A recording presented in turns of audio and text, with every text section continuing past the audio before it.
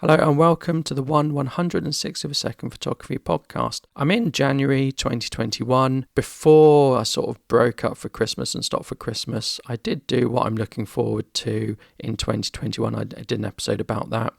I never really did a episode looking back at 2020. Fairly obvious why I never did that towards the end of 2020. 2020, I don't think anyone felt great about towards the end of. But I didn't really do much photography, and I keep saying that, and I'll always say it until I do. I'm not doing much photography at the moment. My YouTube switched more to video editors and other things, so that I was putting stuff out on YouTube. I was being creative there, but I'm not just going to sit indoors and suddenly switch to macro.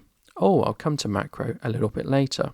So I sort of realised the other day that I haven't done any photography YouTube videos for so long, and I started doing them again. It made me think I did make some photography purchases in 2020 and the very start of 2021, and that's what I'm going to talk about today, and I'm going to include any Christmas presents I got.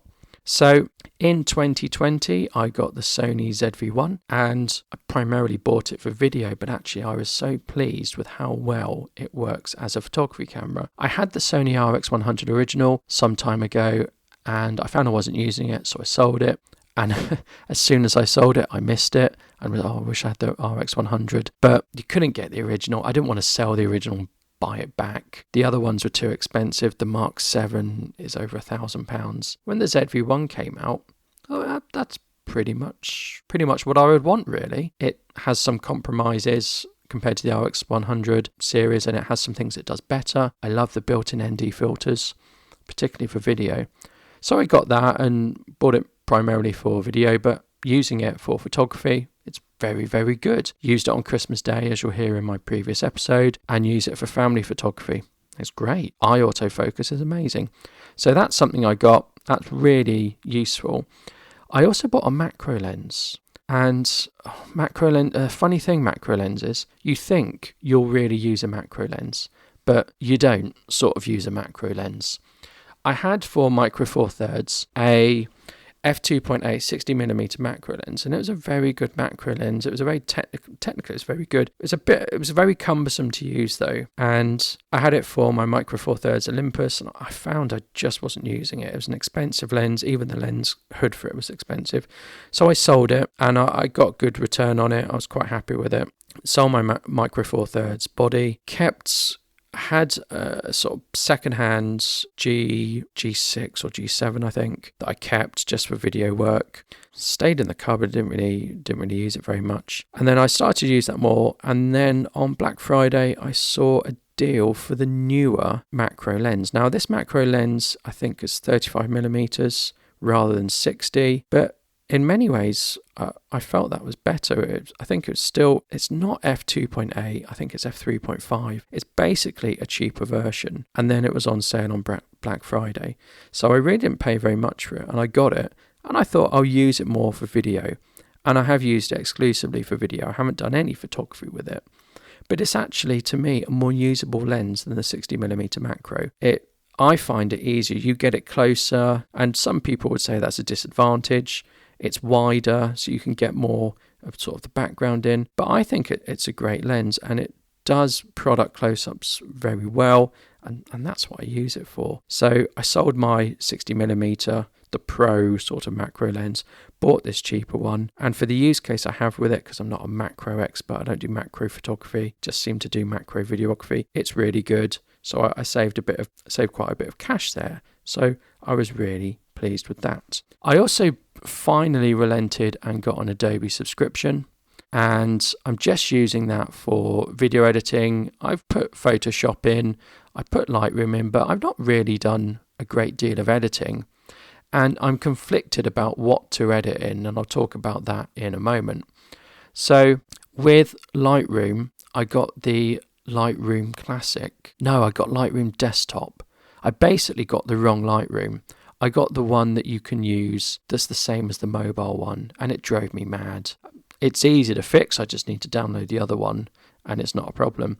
But I've not been doing a great deal of photography, so I've not been in Lightroom to edit all my pictures and stuff, because as you know, as I say every episode, I've not been out doing much photography. So I've got proper Lightroom and Photoshop on my newest machine. And I also, over the Christmas period, got Luminar AI, and I'm very pleased with Luminar AI. And it's not Lightroom, because it's more like Photoshop. It doesn't do the cataloging, but I don't think that's a problem. It has a plugin for Photoshop and Lightroom. So you can do your cataloging in Lightroom when you finally download the right one. And then when you want to just do some quick edits, you can see what happens in Luminar AI. You could even do your color correcting in Lightroom and then just see what happens in Luminar AI. Now, Luminar AI, I am impressed with. I had Luminar 4. I thoroughly hated it. Got my money back on Luminar 4. I just didn't like it. It was trying to do too much. Luminar AI is the right compromise. And I'm in the middle of making a YouTube video where I compare the completely automated editing using templates in Luminar AI and what I would do with Lightroom. What I would do with Lightroom is better, and I'll tell you why it's better, because I get exactly what I want. But the results with Luminar AI with a few clicks are really quite impressive when you consider I might spend 7 minutes editing something in Lightroom and I might press 3 clicks in Luminar AI. Yes, the Lightroom's going to be better because I've done what I want and I'm okay at editing in Lightroom. But I still get pretty good results with Luminar AI. So I think I might be using Luminar AI an awful lot more than Lightroom. So for Christmas, someone bought me a Peak Design sling bag and I love it. It's great. Got a few Peak Design things and they're classics. You'll never get rid of your Peak Design stuff. They're really, really good. I've wanted the sling for ages because if I go out and shoot, even if I go out and do a videography shoot, I don't take much kit. I've got into the habit of being light, so I can fit everything I need in a sling bag. You could fit in a camera and a lens and a few bits and bobs and accessories. That's all I need. Put my Kindle in for when I'm going to London. I'm on the train a lot, and that's it. And it's a nice, rugged, waterproof bag that will protect your kit. It's nice to carry, it's nice to wear, doesn't scream camera bag.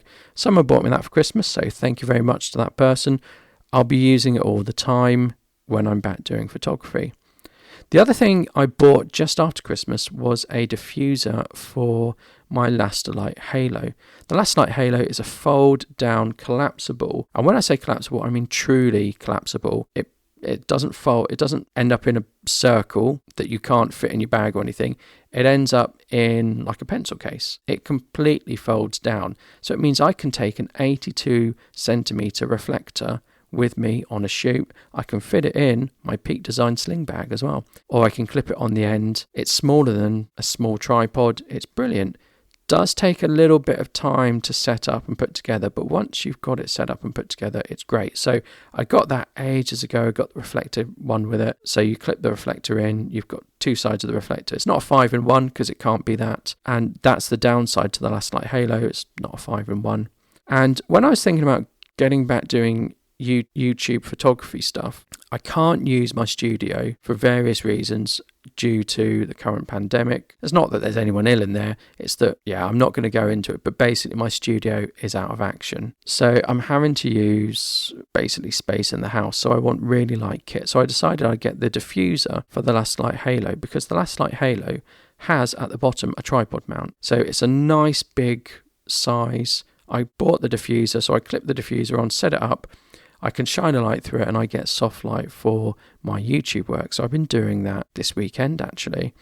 So those were the purchases I made in 2020 and just into 2021. So not a lot. Again, I've not been doing a lot. I've not been selling off old gear and stuff. Everything's sort of stalled. But I did get a few things.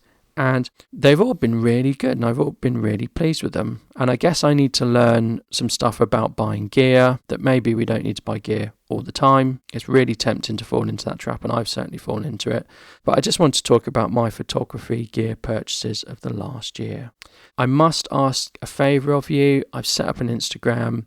I've been posting to it every day, trying to keep momentum going on Instagram. This is an Instagram for the Photography Podcast. Could you please, if you've got time, search for 160S Photography Podcast on Instagram and maybe follow me. I'd really appreciate it if that momentum could gain pace. Thank you so much, and I'll see you next week. Goodbye.